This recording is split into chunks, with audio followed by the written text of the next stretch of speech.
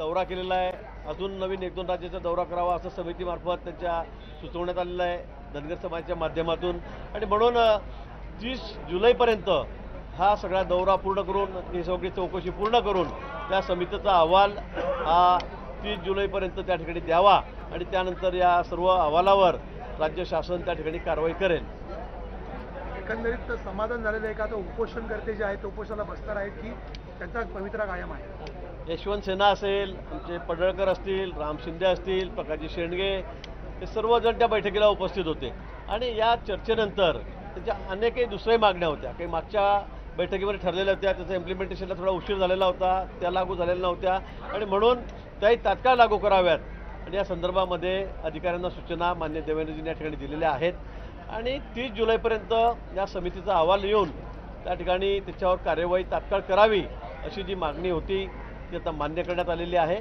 त्यामुळे मला वाटतं की आता उपोषण करते या ठिकाणी येतीलच, यशवंत सेनेचे पदाधिकारी बाळासाहेब वगैरे सगळे आहेत ते येतील, ते सांगतील आपल्याला, पण उपोषण सध्या त्यांनी स्थगित केलेलं आहे। जयंत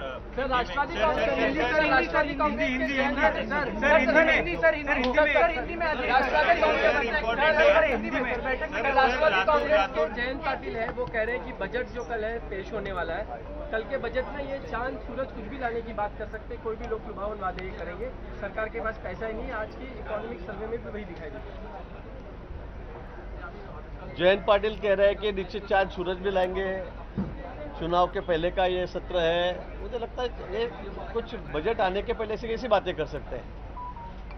बजट तो होने दो, उसके बाद में आप टीका टिप्पणी करो। उसके पहले ही आप कहेंगे चांद सूरज लाने वाले हैं, समुद्र इधर से उधर लाने वाले हैं, ये लाने वाले हैं, वो लाने वाले हैं। मुझे लगता है कि ये बातों में कोई मतलब नहीं है।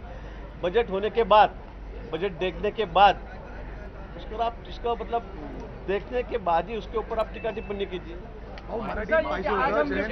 देवेंद्र फडणवीस और उद्धव ठाकरे एक साथ जब नजर आए तो बातें चली कहीं पुराने 27 साल पुराने दोस्त एक साथ तो नहीं मिलने वाले।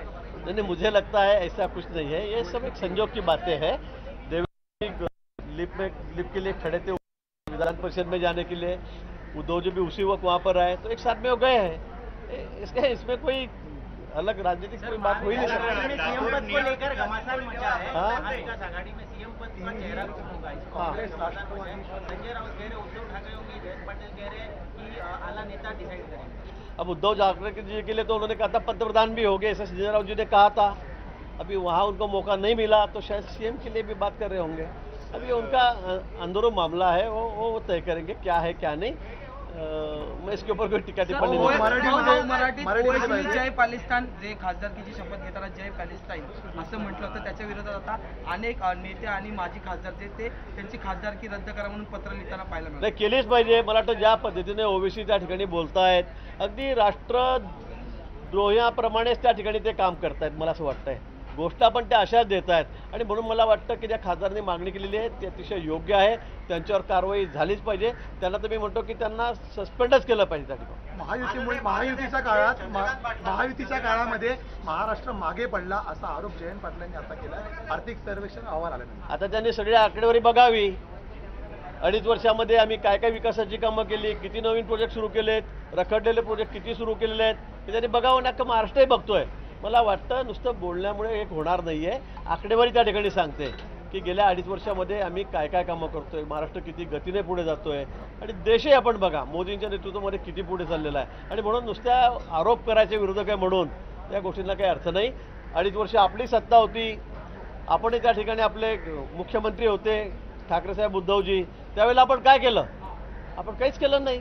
2.5 वर्षामध्ये आपण घराची पायरी ओलांडली नाही आणि तर आम्हाला काय दोषारोप देत आहेत? आपण 2.5 वर्षामध्ये काय केलं आणि या 2.5 वर्षामध्ये काय केलं हे एकदा तपासून बघा। त्यांच्याकडून मुख्यमंत्री पदावर दावा केला जातोय, उबाटा गट असेल, काँग्रेसकडूनही आपला मुख्यमंत्री होईल असं विश्वजित कदम म्हणतायत, राष्ट्रवादी सुद्धा म्हणतात की वरिष्ठ ठरवतील मुख्यमंत्री होणार, रेस लागलेली आहे। महायुतीचा चेहरा कोण असेल मुख्यमंत्रीचा म्हणतात?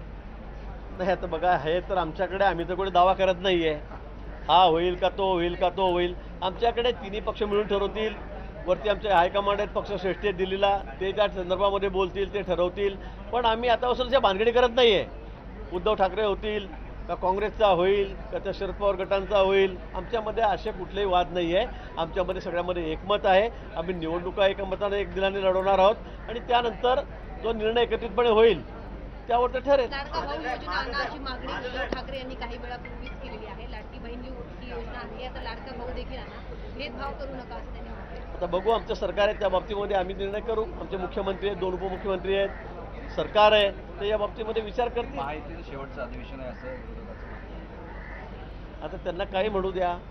लोकसभेच्या वेळेला तेच वेळेला संजय राऊत अगदी उद्धवजींना पंतप्रधान करण्यासाठी बाशिंग बांधून बसलेले होते. त्यांना काय, त्यांचं काम विरोध करणं आहे, बोलणं आहे.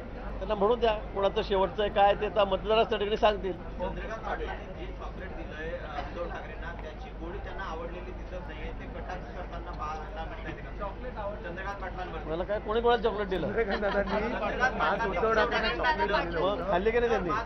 हां त्यांचं म्हणणं होतं की आम्हाला गाजर उद्धव दाखवणार. ठाकरेंना चॉकलेट दिलं, हां त्याची गोडी त्यांना आवडलेली दिसत नाहीये, कारण की ते कटाक्ष करताना पाहायला मिळाले.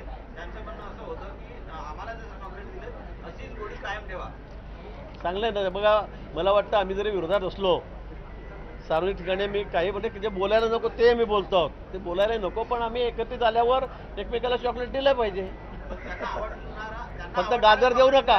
त्यांना आवडणारा चॉकलेट त्यांनी दिला नाही असं म्हणताय.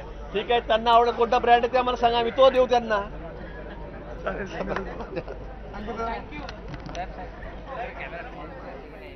तर आपण पाहतो आहोत की वेगवेगळ्या मुद्द्यांवरती राज्याचे मंत्री गिरीश महाजन हे प्रतिक्रिया देत होते.